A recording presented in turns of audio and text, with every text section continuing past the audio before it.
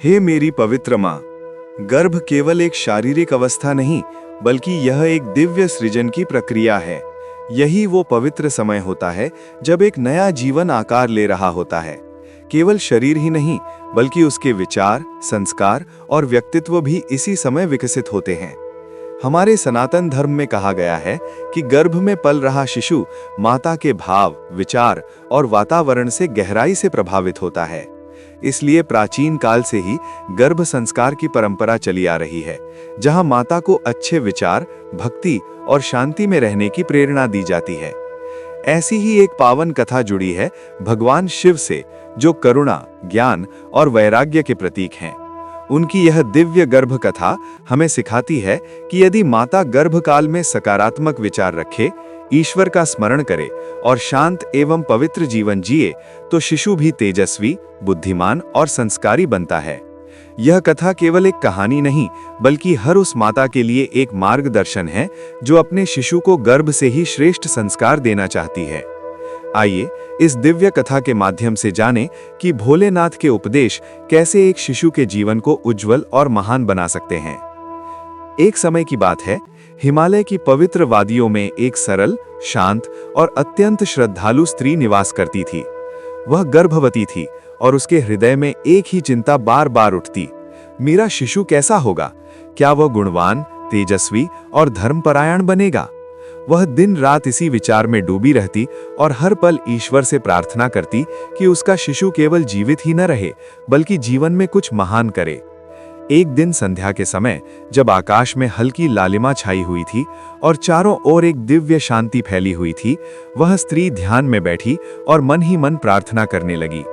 हे महादेव, आप तो सृष्टि के पालनहार हैं। कृपा करके मेरे शिशु को ऐसा बनाइए कि वो संसार में प्रकाश फैलाए, लोगों के जीवन में सुख और शांति लाए। उसकी यह सच्ची पुकार सीधे कैलाश तक पहुंची। उस रात जब वह गहरी नींद में थी, उसे एक अद्भुत स्वप्न आया। उसने देखा कि चारों ओर एक तेजस्वी प्रकाश फैल रहा है और उस प्रकाश के मध्य स्वयं भगवान शिव प्रकट हो रहे हैं। जटाओं से गंगा प्रवाहित हो रही है, मस्तक पर चंद्रमा सुशोभित है और उनके नेत्रों में अनंत करुणा झलक रही है। उनके चेहरे की मंद मुस्कान जैसे हर भय को समाप्त कर रही थी। माता तुरंत उनके चरणों में गिर पड़ी और बोली, हे महादेव, मुझे मार्ग दिखाइए। मैं क्या करूं कि मेरा शिशु महान बने? तब भगवान शिव ने अत्यंत शांत और गंभीर स्वर में कहा, हे माता, गर्भ ही वो स्थान है जहां जीवन के बीज बोए जाते हैं। जैसे विचार तुम रखोगी, वैसे ही संस्कार तुम्हारे शिशु में आएंगे। माता ने फोल्डेड हाथों से विनम्रता से पूछा, प्रभु, मैं क्या करूं? तब महादेव ने पहला उपदेश दिया, अपने मन को शांत रखो, क्रोध, चिंता और भय से दूर रहो, क्योंकि तुम्हारा मन जितना शांत होगा, तुम्हारा शिशु उतना ही संतुलित और बुद्धिमान बनेगा। ये सुनकर माता ने अपने भीतर झांका और महसूस किया कि उसका मन अब तक व्यर्थ की चिंताओं से भरा हुआ था। फिर शिव ने दूसरा उपदेश दिया, हर दिन शुभ विचारों का संचार करो, अच्छे विचार सोचो, मंत्रों का जाप करो और भगवान का स्मरण करो। तुम्हारे विचार ही तुम्हारे शिशु के भविष्य का निर्माण करेंगे। उनके शब्द जैसे आशीर्वाद बनकर उसके हृदय में उतरते जा रहे थे। तीसरे उपदेश में शिव बोले, मधुर वाणी बोलो, तुम्हारी आवाज गर्भ में पल रहे शिशु तक पहुंचती है, इसलिए प्रेम से बोलो, अच्छे शब्द कहो, ताकि शिशु का हृदय कोमल और दयालु बने। माता की आंखों में आंसू आ गए, उसे अपने हर शब्द की शक्ति का एहसास हो रहा था। फिर शिव ने कहा, धर्म और सत्य का पालन करो, सत्य ही सबसे बड़ा धर्म है। यदि तुम सत्य के मार्ग पर चलोगी तो तुम्हारा शिशु भी सच्चा और निर्भीक बनेगा। और अंत में उन्होंने कहा, हर दिन मेरा स्मरण करो, ओम नमः शिवाय का जप करो, इससे तुम्हारे शिशु के भीतर दिव्यता और आत्मबल जागृत होगा। ये कहकर भगवान शिव धीरे धीरे उस प्रकाश में विलीन हो गए। सुबह जब माता की आंख खुली तो उसका मन अद्भुत शांति और विश्वास से भर चुका था। अब उसने निश्चय कर लिया कि वो अपने जीवन को पूरी तरह बदल देगी। अब वो हर दिन प्रातः उठकर भगवान शिव का ध्यान करती, अपने मन में केवल सकारात्मक विचार रखती और अपने गर्भ में पल रहे शिशु से प्रेम पूर्वक बातें करती। उसे महसूस होने लगा कि उसका शिशु उसकी हर भावना को समझ रहा है। समय बीतता गया और वो शुभ दिन आया जब उस माता ने एक सुंदर बालक को जन्म दिया। वो बालक साधारण नहीं था, उसकी आंखों में तेज था, उसकी वाणी में मधुरता थी और उसके हृदय में करुणा भरी हुई थी। जैसे जैसे वो बड़ा हुआ, उसके अंदर अद्भुत गुण दिखाई देने लगे। जहां अन्य बच्चे खेलकूद में व्यस्त रहते, वो शांत बैठकर प्रकृति को निहारता, बड़ों का सम्मान करता और सत्य के मार्ग पर चलता। गांव के लोग उसे देखकर कहते, ये बालक साधारण नहीं है, इसमें कोई दिव्य शक्ति है। एक दिन गांव में बड़ा विवाद हो गया।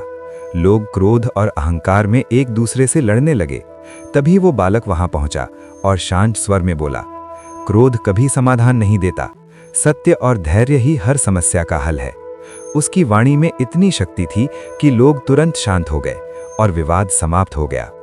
उसकी माता ये सब देखकर भाव विभोर हो जाती और मन ही मन भगवान शिव को धन्यवाद देती।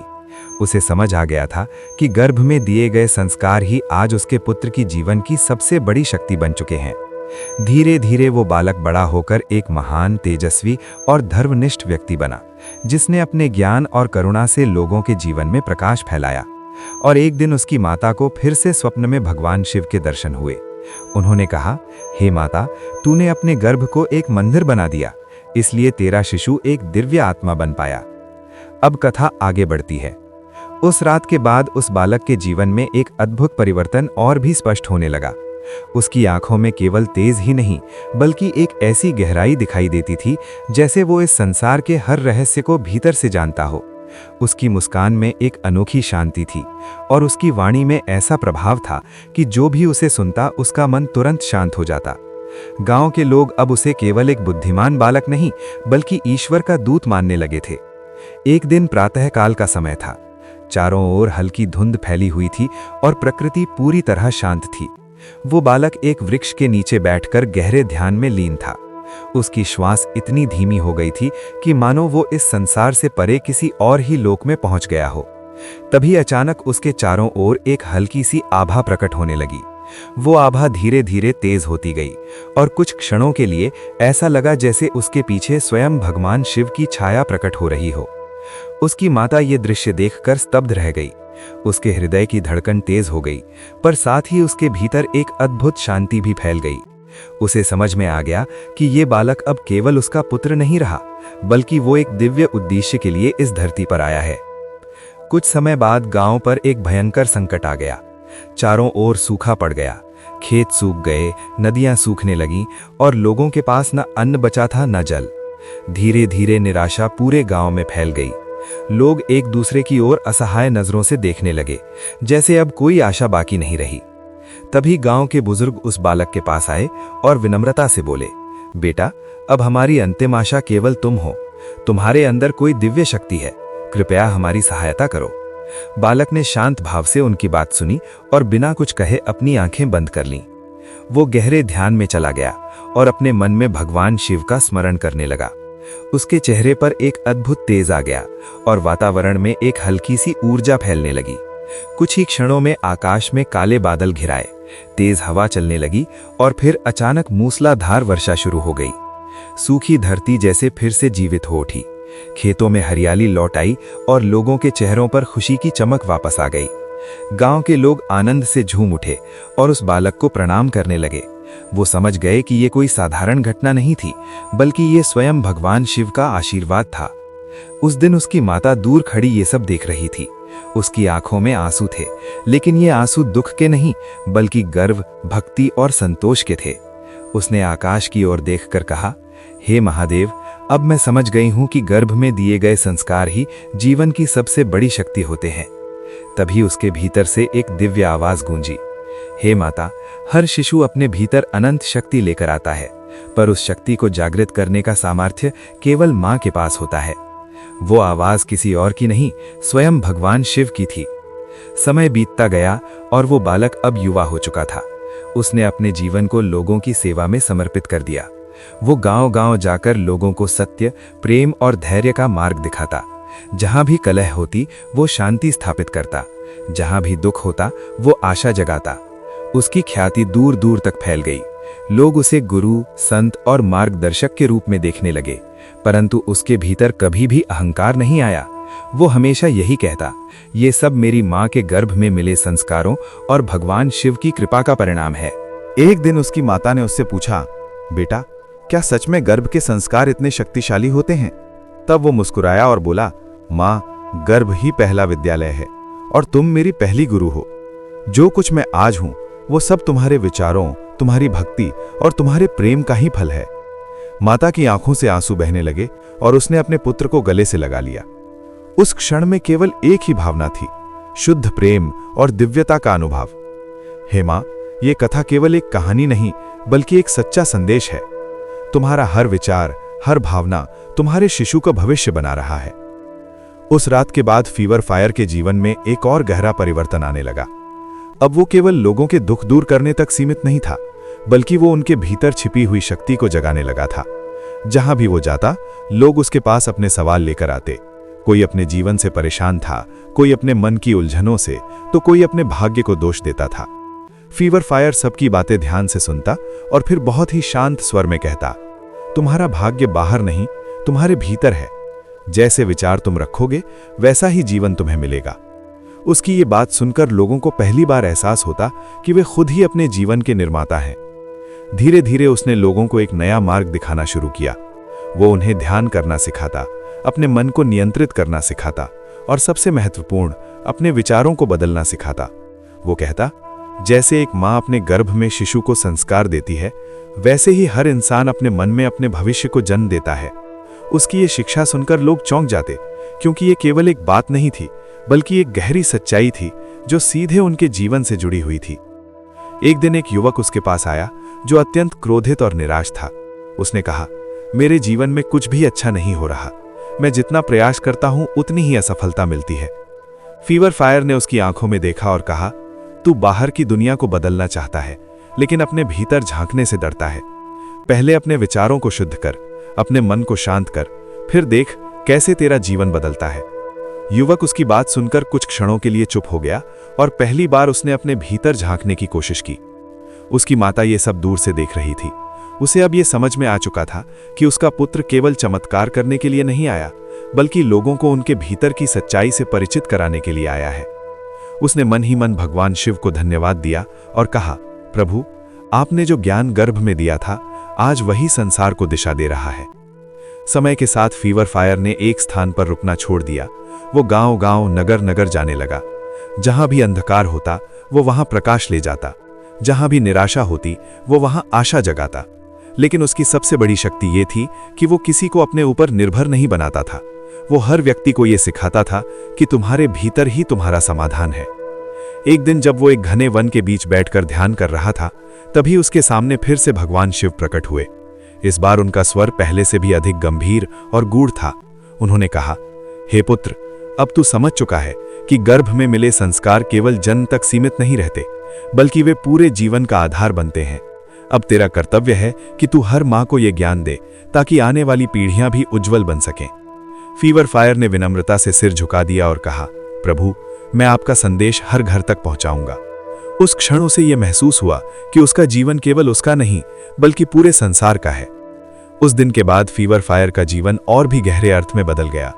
अब वो केवल लोगों की समस्याओं को सुनने या उन्हें समाधान देने तक सीमित नहीं रहा, बल्कि वो हर व्यक्ति के भीतर छिपे हुए उस प्रकाश को जगाने लगा जिसे लोग खुद भूल चुके थे।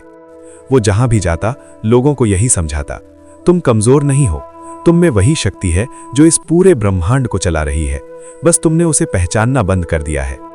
उसके शब्द केवल सुनने के लिए नहीं होते थे, बल्कि वे सीधे लोगों के हृदय में उतर जाते थे और वहीं से एक नई शुरुआत होती थी। एक दिन वो एक ऐसे स्थान पर पहुंचा जहां लोग अत्यंत भय और अंधविश्वास में जी रहे थे। वहां के लोग मानते थे कि उनके जीवन की सारी परेशानियां किसी अदृश्य शक्ति के कारण हैं और वे डर के कारण अपना जीवन ठीक से जी ही नहीं पा रहे थे। फीवर फायर ने कुछ देर तक सब कुछ देखा, फिर वो गांव के बीच खड़ा हुआ और शांत स्वर में बोला, जिससे तुम डर रहे हो वो बाहर नहीं, तुम्हारे भीतर है। जब तक तुम अपने मन को नहीं समझोगे, तब तक कोई भी तुम्हें मुक्त नहीं कर सकता।